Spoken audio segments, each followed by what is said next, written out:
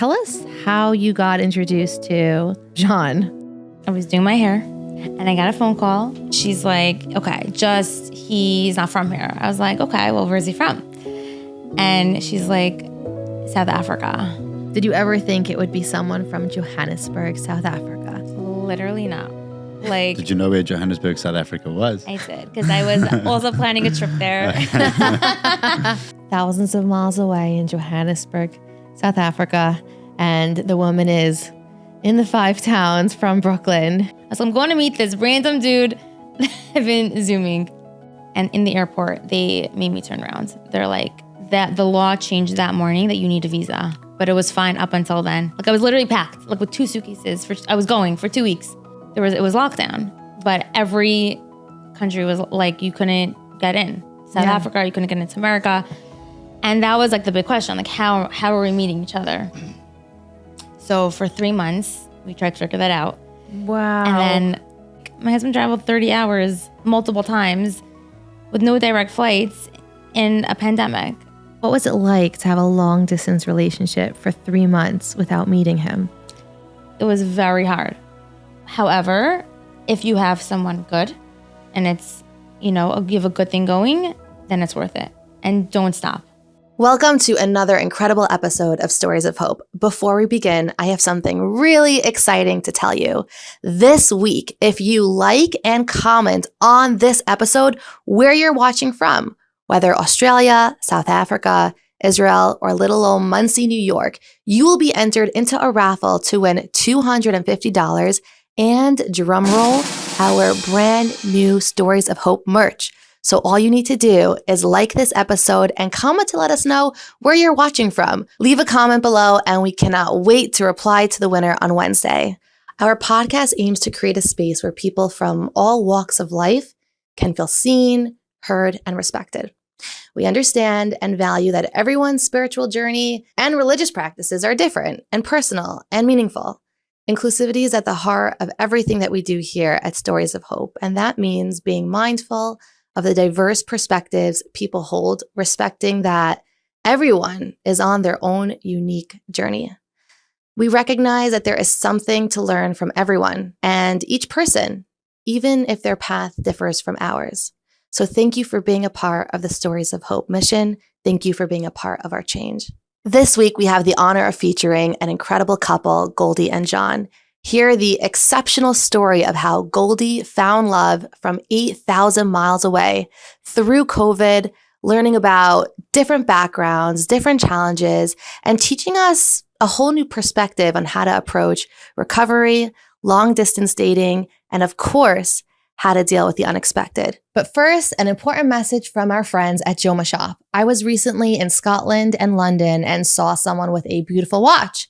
I asked them where it was from, and it's from JOMASHOP. They have over 1,000 brands carrying over 75,000 products in the fields of accessories, fragrances, jewelry, watches, whatever you want, they have it. They have over 1 million reviews. As a company that's been around since 1999, JOMASHOP really has everything you want. When I was in the London airport, I saw a pair of sunglasses I wanted. I always get sunglasses at the airport because then it's duty free. But I checked JOMASHOP and it was actually cheaper to purchase them from JOMASHOP. So thank you, JOMASHOP, for providing the best prices, the best accessories. If you want to make a purchase for you, a loved one, a friend, an anniversary, a birthday, you don't need to waste time looking anywhere else. Go to JOMASHOP. I can guarantee you they won't just have what you need, but they'll probably have more. And the best part is if you put down in the discount code SOH120 to receive $120 off your purchase of $3,000 or more. So go to jomashop.com to find the best product for the best price from the best place. I know you're going to love it. Welcome to Stories of Hope. Hi, I'm Tzipora Grodko, and this is the Stories of Hope podcast. Give us a nice South African welcome to Stories of Hope. Start us off, Jon. Well, welcome to Stories of Hope, Jon and Goldie edition. Very excited to be here. Oh, we are so excited to have you. Goldie, tell us a little bit about your background, where you're from, so we can get a taste of who you are. So I grew up in Brooklyn. I moved the 5 towns when I was in high school. So I literally lived half my life there and half my life here. I went to Israel for 2 years. I went to Stern for 3 years. I then finished Stern and lived at home for a bit, moved into my own apartment, and kind of, I don't know, it was just like living my life and doing the things that I love, building my business, my career, traveling, working, and obviously dating at the same time. It's pretty much, like in the system type of, the way that I was brought up. But when you say in the system, which system? Because there's a few meaning different like kinds. just like a regular Orthodox school, seminary, college. Yeah. That. And I feel like I remember when I heard about you, this, top really sweet makeup artist in the 5 towns. I remember when I heard that you went to Stern for 3 years, I was so surprised because I thought like this was just the path that she chose. And I thought that was really cool. You majored in psychology? No, or in business? I majored in business, yeah. I love school. I don't know. I enjoyed it. I loved learning, things, business-related topics. And I loved the challenge. I loved stimulating my brain. I don't know. I just enjoyed it. So yeah, I thought that was really I didn't cool. want to give it up on that. Okay. So born in Brooklyn, lived in the 5 towns, college, seminary, school, religious, raised religious. Yeah. Okay. Jon, tell us a little bit about your background. Slightly different upbringing to my lovely wife's. I went from South Africa, Johannesburg. Things are very different culturally, kind of there from America. Pretty, I think, standard vanilla type of upbringing. 2 older siblings. Great relationship for the most part, generally speaking, with my parents, I think. And grew up with like traditional values, became more religious at the age of about 26, 27. So I guess, Balchova on quite a large level, I guess. Loved like sports growing up, very social, loved like social, socializing with people and meeting people. And yeah, anyone that meets Jon loves him right away. Everyone knows you're going to become his best friend right when you meet him. Maybe, I don't know. Tell us a little bit about what dating was like for you right when you started, Goldie. Oh my gosh. It felt like almost so many different like chapters of dating. I started at 19. I started actually in Israel. I was getting suggestions and ideas while I was in my Shana Bet, and I just took them. And they were all so different, like night and day, every flavor in between. It was really interesting and funny looking back. Obviously, I'm glad that none of those worked out. I was very different at 19, like I got married almost at 26. So I dated for a good 6 years.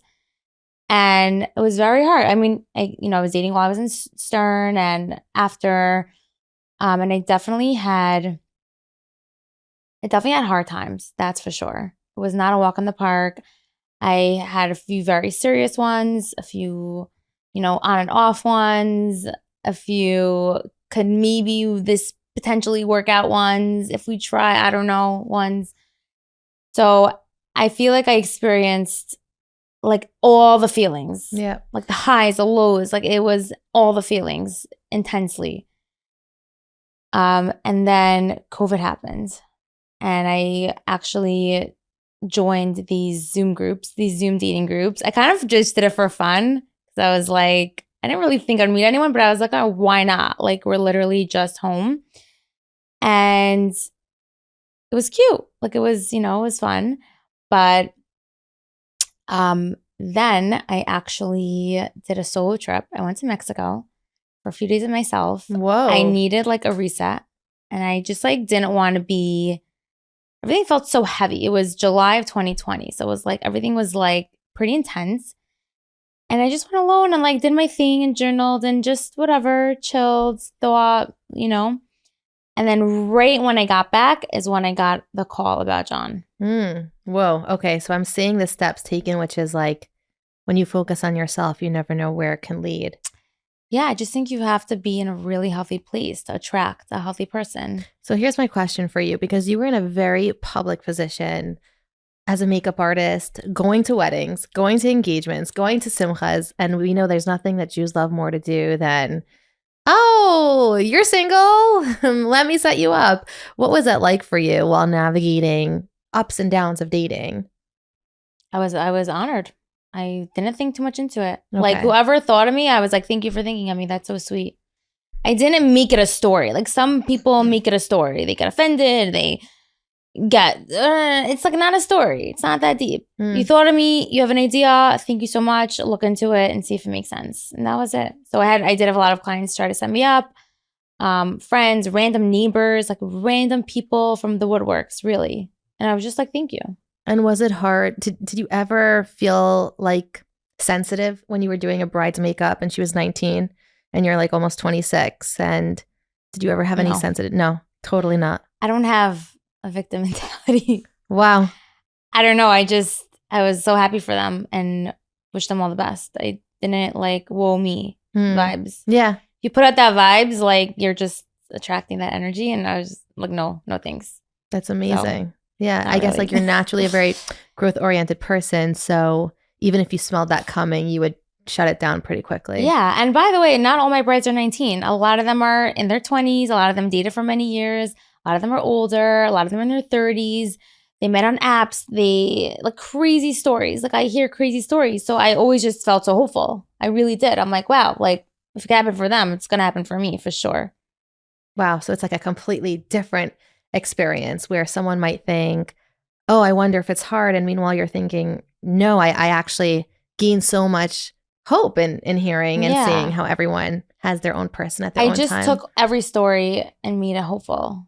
Like, you know, the ones that met and dated for 2 times and got engaged, the ones that met for 10 seconds, the ones that dated for years, like everyone has a story. So I was like, okay, mine will happen. Eventually. Okay. Yeah. And when you have bad experiences, did you ever feel discouraged or lose hope or think like, who is it gonna be? And where is he from? Yes. I always said, I'm like, I just wish I had a crystal ball. Like, just tell me when, and then I'll calm down. Don't even tell me who, just tell me when. Like, I know it's gonna happen. I really believed it fully. But just the unknown is the hardest part. I didn't mind the dating. I didn't mind the meeting. I found it exciting, actually. Like I liked meeting, different people and hearing about it. And every, new guy was like a different thing and exciting. And I was like, okay, but I just wanted to know when.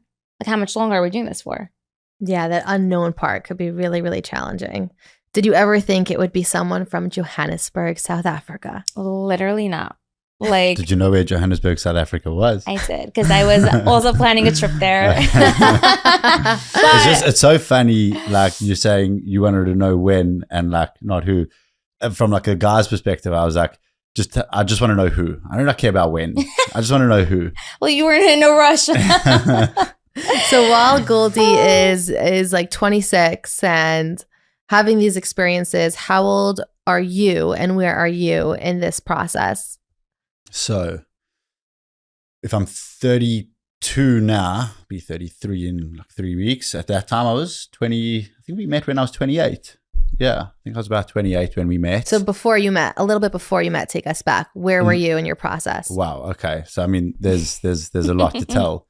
18 to 25 were pretty interesting years for me. I was a little bit on the other side of life. Bit of a partying, just experiencing like a different side of life. And I definitely realized that I needed to make some serious changes if I wanted to have the life that I believed that I really wanted to have. I kind of always thought, well, with time, things will just change for me. And like my experience is that like one that needs to make changes, and then with time, you get to see the result of those changes. So it's a very convoluted way of going around the topic of the fact that like definitely needed to make behavioral style changes in my life. So I joined, the program of AA and NA, 12-step program of Narcotics Anonymous. And it's the best thing I've ever done for myself. That is why I ended up having a relationship with, God as I understand God to be. And that brought me to wanting to explore religion more for myself as a Jewish person. I always felt a connection with Hashem. I really did.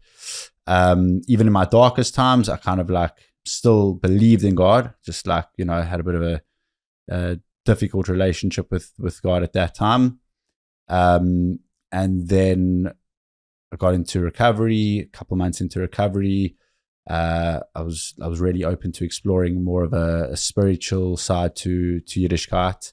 Started becoming a bit more religious at that point, and then started dating in Johannesburg. This was just before the pandemic hit. I was set up once or twice. Again, the system, quote unquote, is a little bit different there. I knew I wanted to date someone with religious values. Were you keeping Shabbos at this point? Yeah, I was keeping Shabbos at this point for about a year. Well, by the time I met Goldie, I was keeping Shabbos for 2 years at that point. So at this point, it was about a year, 18 months, something like that. My thinking was I wanted to date up in every way, but religiously, I wanted to date up. Wow. Yeah, that was my thinking. How did you have that insight? I just knew that I was in a process, and I knew that I wasn't at my final kind of destination religiously. Happens to be, in hindsight, I've definitely peaked and troughed and That's growth. And things like that, 100%. Yeah. But I just knew that there was something about raising a family with Jewish religious values that spoke to me very loudly. And I knew that's what I wanted. And I also know that I think I don't want to say it like this, but the woman's the homemaker in a lot of ways, Chachmas nashim bansa besa. The wisdom of a woman builds a home. Yeah. My elementary school tuition was worth it. She said, yeah. It's true. Yeah. So I kind of had that vision of the type of home that I wanted to build. And I thought, who's the right kind of partner to do that with? Wow. And I was also in a very in-between phase of my growth in the dating pool that I was in South Africa. I was maybe not quite what the, more traditionally religious girls were looking for there, and probably looking for something a little bit different to the types that I grew up with in a lot of ways. So I was at a very in-between sort of figuring out place.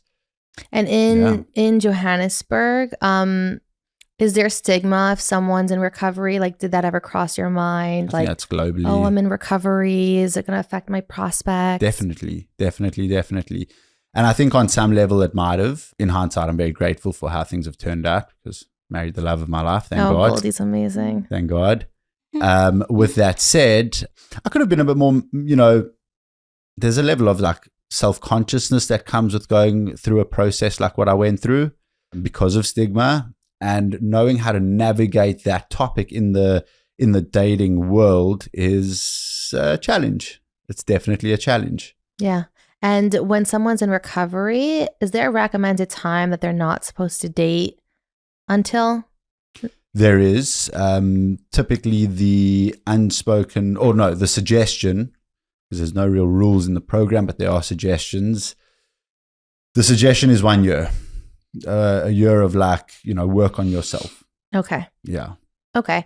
And I actually worked in addiction and recovery, and I've always said that that my admiration for someone that's been through that process is through the roof, because someone's not just going through an emotional process of resilience and transformation and change, but it's physiological as well. It's the double whammy.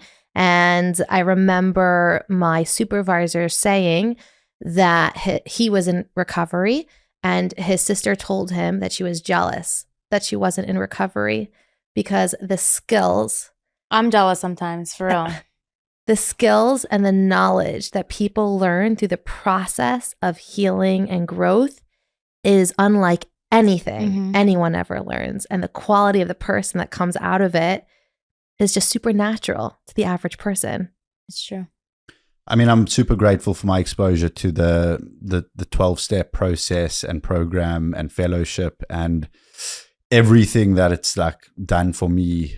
Based on my level of meeting it halfway, you have to do the work. But I mean, I call recovery is my superpower, which it's given me the life that I live today. Because everything that I have today was not on the cards for me at one point. So like, super grateful. And I share this because I want people listening who are in recovery or know someone in recovery to completely eliminate any form of stigma or thinking this person is inferior. If anything, they are superior. 1,000,000% with what they've learned, what they've gone through, and everyone has their own process, their own experience.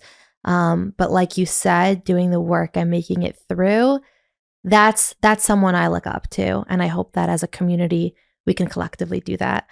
Thank you for sharing. Sure. So Goldie, tell us how you got introduced to the idea of Jon in the 5 towns doing your own thing. I was doing my hair and I got a phone call from Tzipora Grodko, who is a shadchan in Lakewood and also a great friend. And she's like, I have a guy for you. And I'm like, oh my God. I feel like there's a catch. I feel like there's always a catch. And there was a catch. She's like, okay, he's not from here. I was like, okay, well, where's he from? And she's like, South Africa. I'm like, okay, let's see a pic. And I went on his Facebook. I'm like, oh, he's so cute. I'm down. And that was it. No, I'm kidding. Then I always joke that I married him for his looks. But it's like not fully a lie, But anyways, so she called me and I was like, you know what? I'm down. I was like running somewhere. I was like, just call his rabbis and like make sure he's good. Like he's a serious guy. Like no games. Like I'm not. So that was you. Yeah, I told you this. Yeah. This always happens. We're in an episode and years later someone says something and the spouse is like, what? I literally was like, call 3 rabbis. Like, I don't know. Like find out about this guy. If he's like emotionally stable. If he's like, good religiously, like just like the basics. And then basically, long story short, the shadchan Chava, who's an incredible shadchan, Chava is like, she's unbelievable, really. I've sent so many people to her. She friended him on Facebook because she had a Facebook group. How did she find him? Literally, she said she paid people to friend people. That was like the mystery question for a while. Yeah, no, we have no idea. That was like the one missing piece that we couldn't figure out how. He doesn't look Jewish in his picture. He's not wearing are you going to keep on your picture? No. Like literally not. Like how did she find? Yeah. You do. I don't know if I look Jewish on Facebook, to be honest. But anyways, she messaged him like, I need your resume. And he's like, what's that? Like, I knew what a resume was. I just thought it was like, why do you need to see what I earn or like what kind of job I have? I was like, it's a very interesting first question to ask someone. I was very confused by that. Yeah. And then he ended up like sending her like this very like deep resume-ish quasi. I never had it. No. You sent her like a blurb. It was cute. I liked it actually. It was I sent her a blurb. It was like deep and like different. It wasn't like what we see every single day of our life here. You know what I mean? And like some pictures. Anyways, she comes back to him. I sent her references from her about him and the blurb. I remember everything. Just reminding myself. And then she got back. She added him on the group, whatever, nothing interesting. And then she got back to him a few days later with a picture of me. Now, I don't know Chava. I don't know. I never spoke to her in my life. She sends him a picture of me that we don't know how she found. It was old picture from like Stern days, like legit, like when I was 20 years old. And she's like, would you? And he goes, yeah, she's beautiful. Aww. And then that was it. That was it. Very simple on his end. Exactly. He's a simple guy. And then she went back to Tzipora, who knows me, because they're on a group together and they work together very closely. And Tzipora was like, I need a great guy for Goldie. And then Chava was like, I think I have someone. Like, we don't know. It was so random and so unexpected and so out of left field. and so out of the woodworks, but it was great. And then we had a Zoom. And through Zooming him, I saw that he was serious. I saw this guy is not going to waste my time. And then we had a few Zoom dates like in the week. We didn't even have each other's number for a few weeks. I wanted it to be very serious. Like, don't text me. Let's just, talk on Zoom. Mm-hmm. And then we Zoomed. And then eventually we exchanged numbers. And then after like a month, we were like, hey, like I want to meet you. It was lockdown. But every country was like, you couldn't get in. South Africa, you couldn't get into America. And that was like the big question. Like, how are we meeting each other? So for 3 months, we tried to figure that out. Wow. And then I actually tried going there. And in the airport, they made me turn around. They're like, that the law changed that morning that you need a visa. But it was fine up until then. Like I was literally packed, like with 2 suitcases. I was going for 2 weeks. I was like, I'm going to meet this random dude I've been Zooming. I was like, okay, I'm going to South Africa. I've always wanted to go. What a great opportunity. Someone's going to take me around, show me around. We're going to tour. How much fun. And then it didn't work out. And it was really sad. But actually, in hindsight, it was better that he came first. He came a few weeks later. Like, it was my birthday. It was so nice. He came. We met. And he stayed for 12 days. Then he went back. And then 5 weeks later, I went there for 2 weeks. So I'm going to pause you right here. Yes. What was it like to have a long distance relationship for 3 months without meeting him? It's not for the weak. I'm being very honest. If you're listening to this and you're dating long distance, I'm not going to say it's easy. It was very hard. You really need patience. I mean, I'm naturally like pretty anxious. Like, it did not help. However, if you have someone good and it's, you have a good thing going, then it's worth it. And don't stop. And try. And like, thankfully now it's so much easier to meet.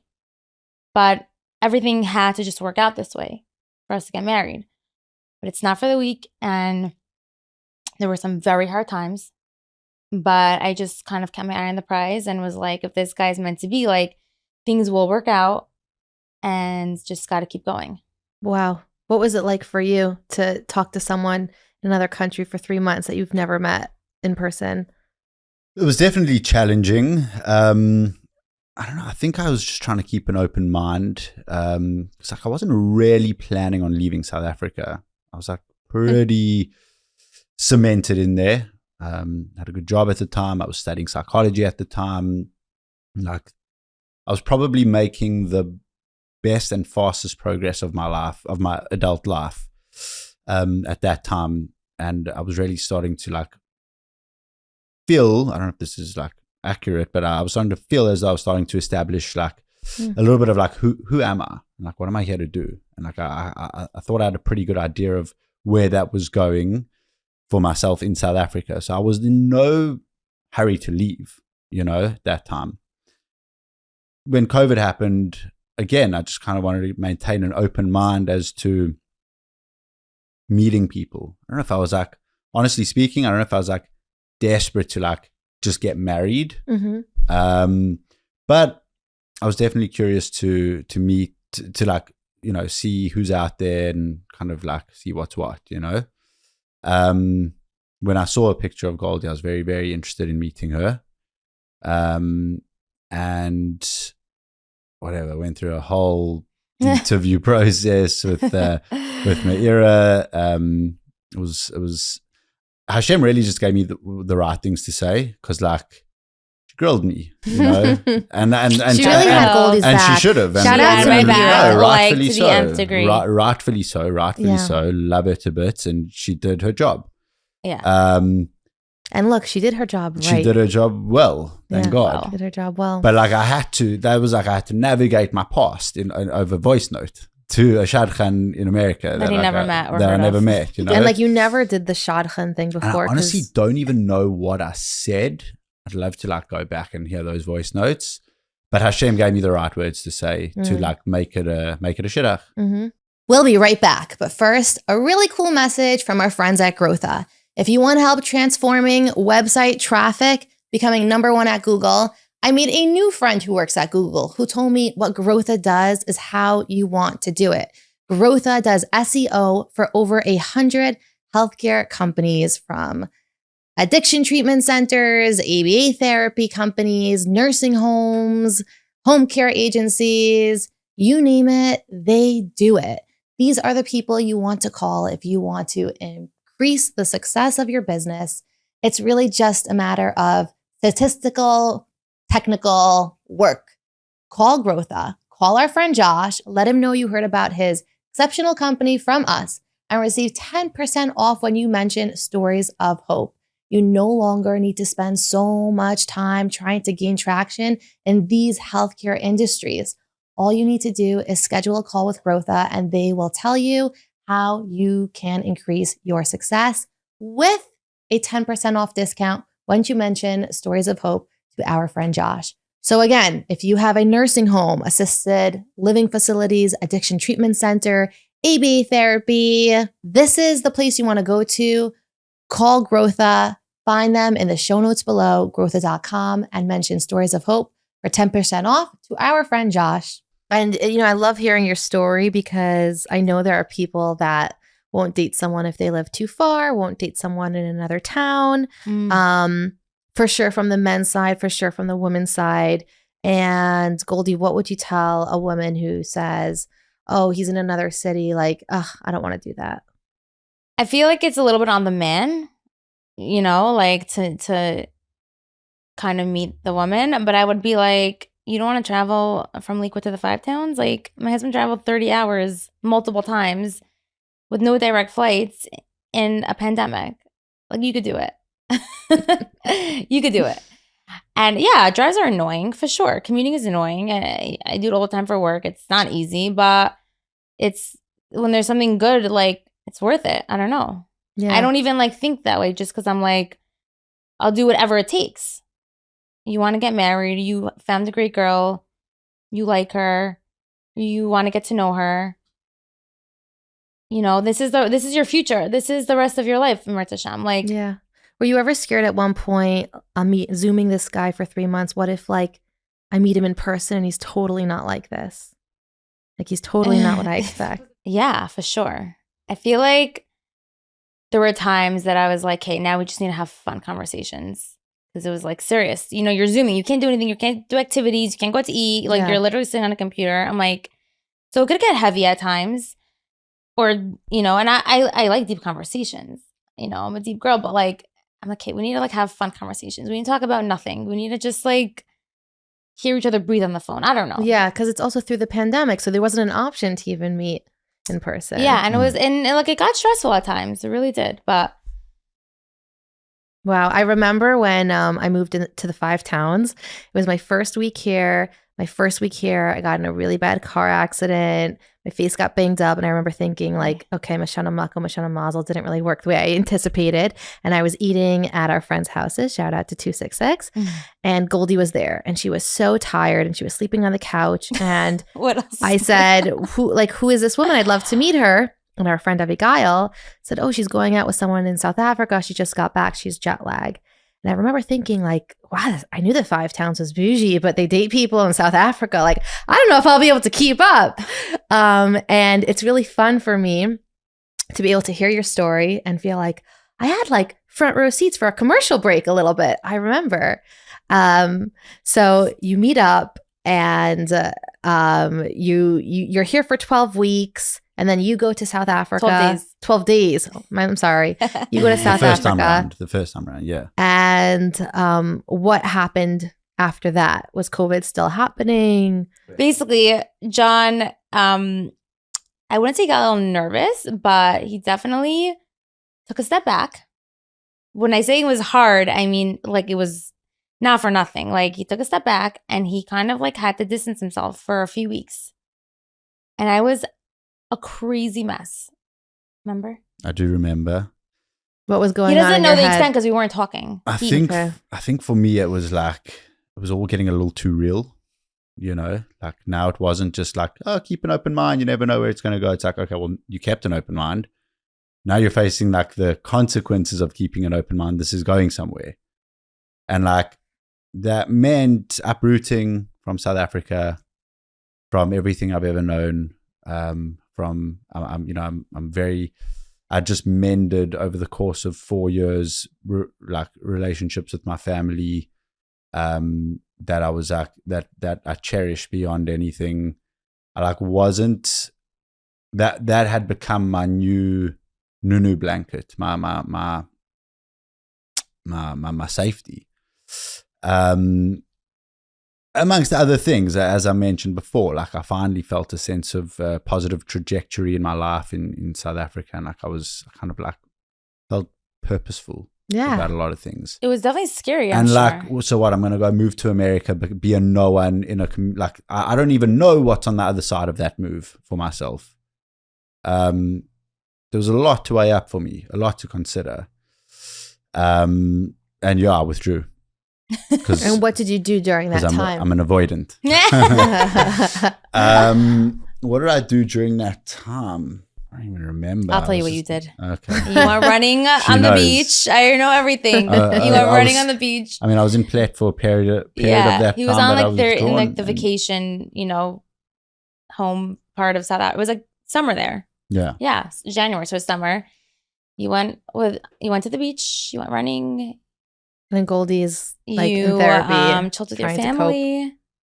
And I was bawling my eyes out every day. Unwell. I was unwell. I was trying to clear my head a little. I hope you did. And so what finally led to that change, that decision? So it was a couple of weeks that had passed. About 2 weeks that had passed. And I was thinking and I don't know, I was still. You weren't sold yet. I wasn't sold.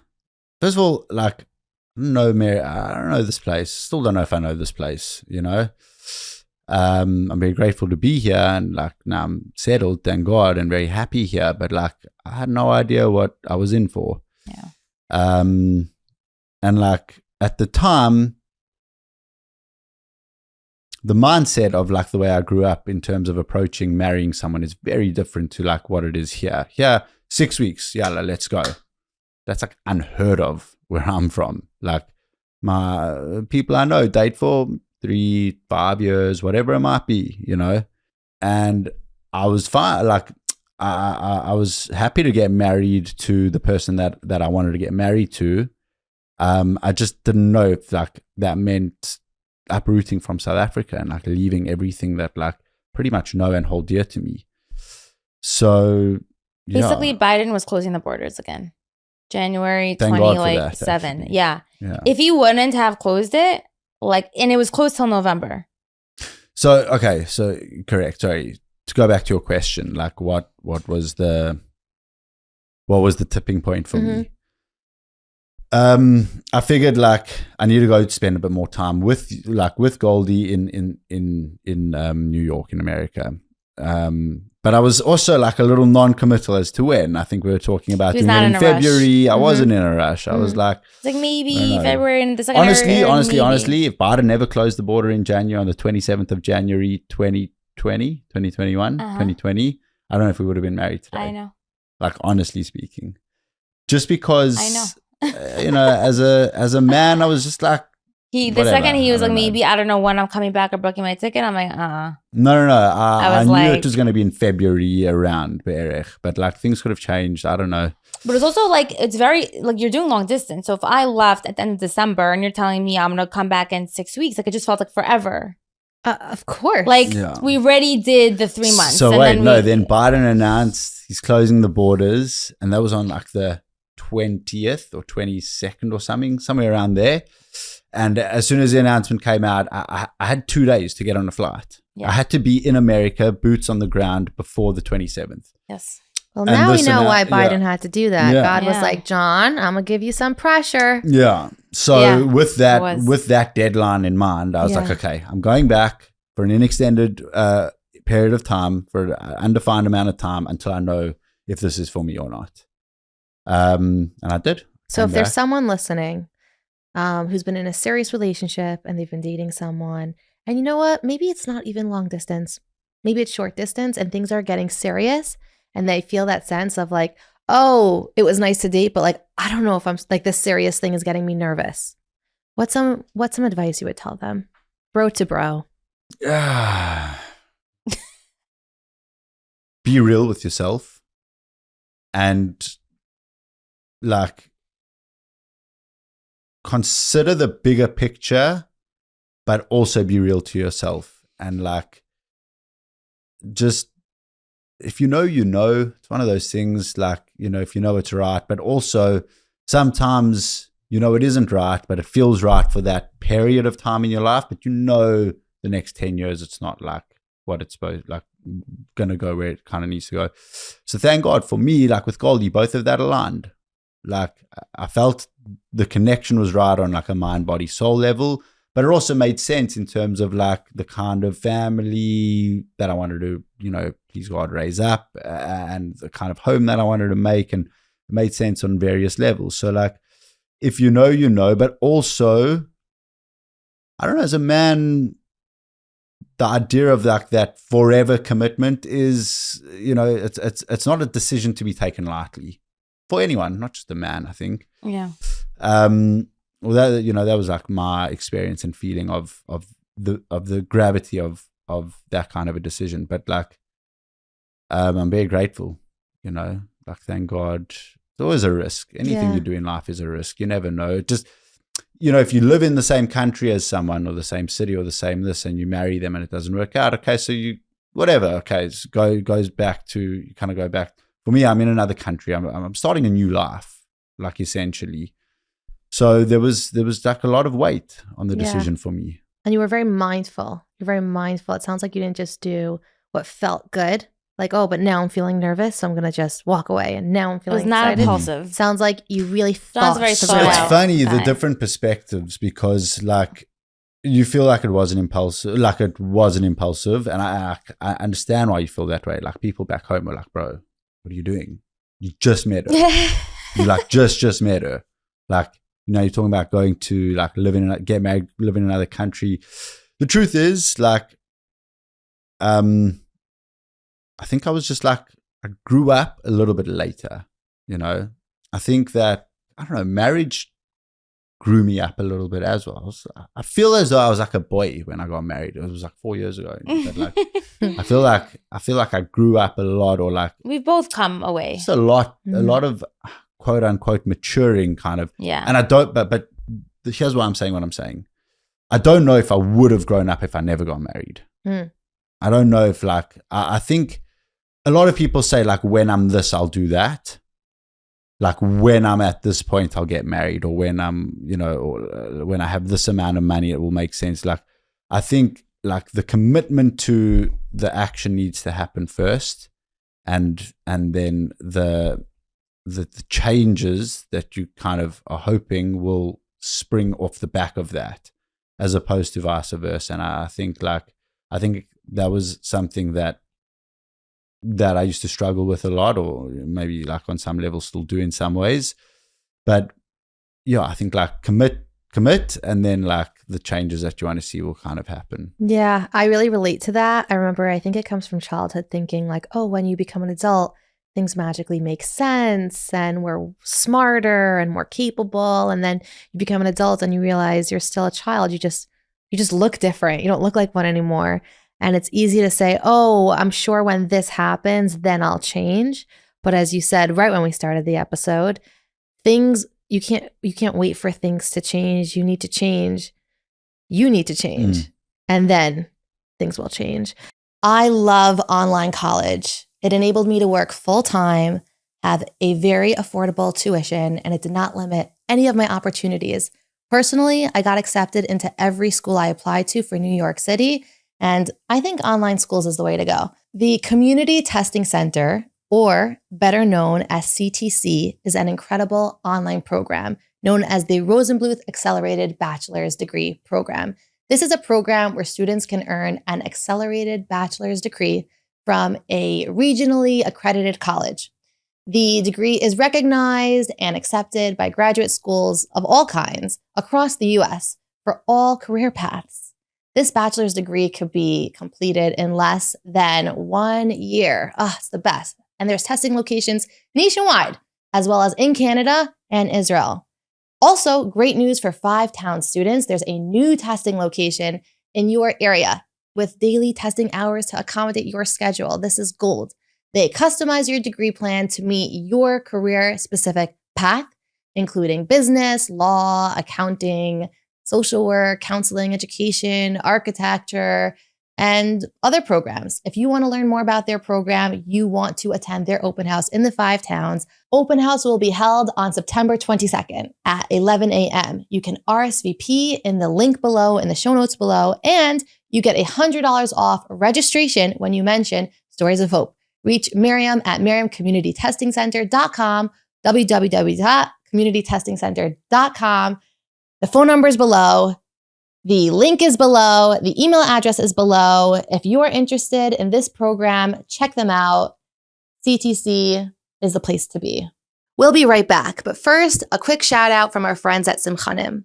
If you are looking for beautiful Judaica items, but you feel like, well, I'll just wait till I get married to get them as a gift, you don't need to wait. I recently placed my order with Simchanim, and I am so excited to be getting my brand new personalized sitter as well as benchers. It's in the mail, so I can't show it to you yet, but you will see it on Instagram. Simchanim makes personal, tailor-made, beautifully detailed Judaica art. Regardless of where you're going or what you need, check them out. They have everything. With meticulous care, you tell them exactly what you want, and they follow through. If you're looking for a gift for someone, a Shabbos table cover, benchers, really anything you can possibly need in the world of Judaica, Simchanim is the place to go. They are so pleasant to work with. Their catalog is pretty endless, and they most probably have not just what you're looking for, but more. Reach out to Simchanim for your Judaica gifts, for your Judaica needs, to enhance your yantif, your day, your tefillah, whatever you want, Simchanim has it. Hit the link in the show notes below to check out Simchanim and everything they have to offer. I think you're going to love it. I'm so curious to hear. We heard about what it was like for you dating Jon long distance, the challenge, the openness, like all the work you really invested. We heard about from your perspective. I'm curious to hear what it was like for you when Meira shared that Jon was in recovery. She didn't share. I don't think she knew. Did she know? I don't know. I don't know if I think I said some things that alluded to the fact that like you have to really read between the lines. That like it wasn't a conventional path to finding religion. I don't think that's definitely alluding. Yeah. Yeah. I don't think I wasn't explicit with it. In fact, It's very interesting. When at the beginning of this, I think I mentioned that like I sometimes struggled with how to kind of break that news in the dating process. And I definitely made some mistakes with that in the dating process before. But with Goldie, it was one of the first times, if not the first time, I can't recall exactly, where I held back. I used to like just wear it on my sleeve, you know, like this is me emotionally vomit like all of my stuff and like this is me, take it or leave it. And like, you don't need to do that, you know, like, I don't know. Yeah, ladies definitely don't do that. I don't know. So anyway, I did just decide to like do a bit of a slow release this time, you know, like let's get to know each other a little bit first. And it's okay with like giving part of your vulnerability away in doses, so to speak, over time. Which was a different approach for me. I didn't really like do that very much beforehand. And what was that like for you? Were you the reason why I'm saying that? Don't do that is because you just want someone to like you for you, like for your personality. Like I personally share a lot slower over time just because I get to know me, you know, see if you like me type, see if I like you, if you could vibe, have fun, you know, talk about things. And then like you can share deeper, more intimate parts of yourself. But he shared on our 3rd Zoom. I remember I was freaking out. I felt like quite anxious over it. But then I was talking to my mother about it and she's like, you know, sometimes people in recovery are really just the best people. And I was like, oh, okay. Like it just changed everything, that conversation. She's like, give it a chance. Like I was just going to end it. And then she was just like, don't disregard it. Like just give it a chance. And then I thought about it. And it's true. It's really true. Like they've done work on themselves that most people have not and will never do. It's a very intense process of transformation, like you said before, and it's ongoing. It's not like a one and done. If you're strong in recovery, you're doing this consistent work. And he does. He's very committed. It's been over 7 years. And, you know, his dedication is unwavering when it comes to recovery, and he's very committed. And that to me was just everything I needed. I felt safe, and I felt good with it. And I felt like, you know, this person worked on himself. And it's not just physical thing. It's spiritual, it's emotional, it's mental. It's like the full, you know, range of emotions is going into this. Yeah. So I appreciated that. Wow. Do you feel like you would have said no to him if she said, meet Jon, this is everything about him, and he's in recovery? It's a good question. I feel like I would have had a preconceived notion about him immediately. And like, I did not want that. Like, I actually didn't want to know much. I wanted to see for myself. Sometimes when you hear too much about a person, you're going into the date with all the things in your head. They're this, they're that. You already have your assumptions. You already have your biases. And like, you're not really giving them an open, fair chance. Right. So important to keep an open mind, you know. Yeah. Like, that's one thing that I would say, honestly speaking, that's like the one thing that maintained throughout the whole process was just like keeping an open mind. Like, you know, it's all important, I think. Yeah. And if someone's listening and they're in recovery and they're feeling uneasy, like, who's going to want me? This has been so tough. There's a lot of stigma. I think we're working so well. There's so many amazing support groups and organizations that are trying to dismantle the stigma. But if there's someone feeling not great about themselves because of it, what would you say as someone that's married to someone in recovery? And then what would you say to someone that's navigating dating in recovery? I would say that, like, I would feel like so proud that you made the choice to better your life. And it's it's an intense program. It's a great program. It's a spiritual program. A lot of times I told you, like, I'm envious that I wish I could do it or like have that integrated in my life. One day, it's still on my list of things. But it's literally like you made a great choice in your life, and you should just feel proud and own it. And really, like, as cheesy as it sounds, like, the right person will just appreciate it. And you never know, like, even if the other person is not in recovery, it could be they have family members that are addicts, or they have been surrounded with addiction, and they would be so appreciative. It's like a breath of fresh air to be with someone who did the work and who chose different for their life. You know, like, you never know. Addiction is very, very common. So to be with someone who did the work, and you know, the ratio of addicts to, you know, people in recovery is very uneven. So it's really nice. I mean, for me, at least. Yeah. And again, like, anyone that knows Goldie and Jon, when you're both in a room, like, people flock. People love being around your energy. It's so warm. It's inviting. And I feel like it only highlights and reflects, like, the beautiful people that you've both evolved into. I think it's time we start being mindful about, like, who we talk to. This isn't who they are. This is something they've been through. But who are we talking to? Right. I also want to say that it's not their whole identity. It's not your whole identity. It's a part of it. And just because you have that, I have stuff too. Everyone has stuff. That's your thing. I have my things. And maybe they're different. Maybe they're similar. But everyone has something.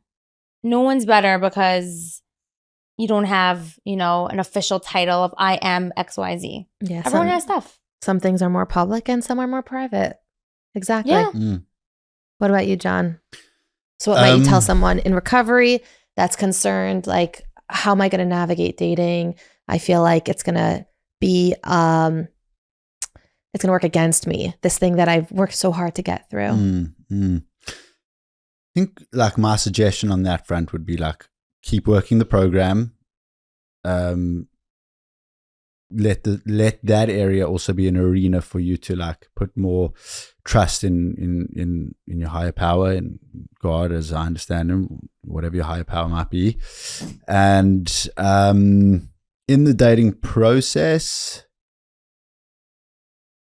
it's a hard one to answer in some ways, but I would say that like just being a little bit like mindful of like keeping an open mind. Honestly, I need to think about this question. It's a good question. I would say actually approaching dating with the principles of the spiritual principles of recovery, open-mindedness, willingness, and honesty to show up, be who you are, and again, that will be right for the right person. So, you know, it might be a painful experience to go through dating and having someone not accept that part of you. That's the beautiful thing about being in the program, is that we're equipped to work through that pain, you know, with a healthy solution and a spiritual solution. So keep working the program, keep being you, and stay strong in the dating process, lean on the support of the fellowship, and the right match will reveal itself. Even if they're thousands of miles away in Johannesburg, South Africa, and the woman is in the 5 towns from Brooklyn, Reed's completely different. God has a mysterious way of always bringing the right people together. I just want to say one thing, that I would not have been able to date long distance or probably go through the engagement process or anything without a dating coach and mentor. Very important. Especially when Jon had his, withdrawal episode. I leaned in so heavily on support, like morning, noon, and night for hours. I felt like I couldn't breathe. Like that's how I felt. Yeah. And without this support, dating coach of Meira, who's, also a friend, of just different mentors in my life, I would have not been able to get through it.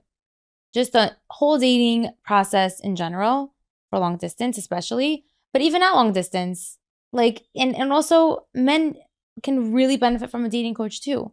You just need someone to help you find direction or get clarity, express yourself, share, go through concerns, pros and cons. It's very, very hard to do this alone. It's very hard to date, make a decision, go through it, be engaged, plan a wedding alone. So don't be shy to reach out. There's so many great dating coaches. Aliza Ben Shalom is one of them. Highly recommend her. Therapists, any support you need, you have to give it to yourself. This is a gold nugget, and I hope if someone doesn't have support, they seek it, because in any area of life, any industry, if someone wants to do better, you learn from someone who is better. You get guidance, you get support, you take programs, you take trainings, you learn. And I always say this, it's our first time at life. If someone is trying to navigate dating, trying to navigate their own turmoil, commitment challenges, they don't need to go through it alone. Not only do they not need to go through it alone, but as Goldie said so well, there are people that can help you excel, succeed, support, alleviate. You don't need to go through it alone. You have to find the right person. So thank you for ending us off on that note. So important. And clearly you both highlight when you are surrounded by the right people, it leads to unbelievable things. So thank you so much for coming in and sharing your beautiful story of hope. It has been so much fun and such a pleasure. Thanks for having us. Thank you for watching another episode of Stories of Hope. We so appreciate all of the positive feedback that you've been sending to us, and we take all of it into serious consideration. I want to give a quick shout out to Aviva, all the way from Australia, who messaged me that first thing in the morning, she listens to our episode, and it's the vitamins of her day. Aviva, we're so happy to have you here. Please let us know what you think by liking and subscribing to our incredible channel. We'd love to hear from you. Email us at soh@meaningfulminute.org to let us know what you want to see next or who you want to see next.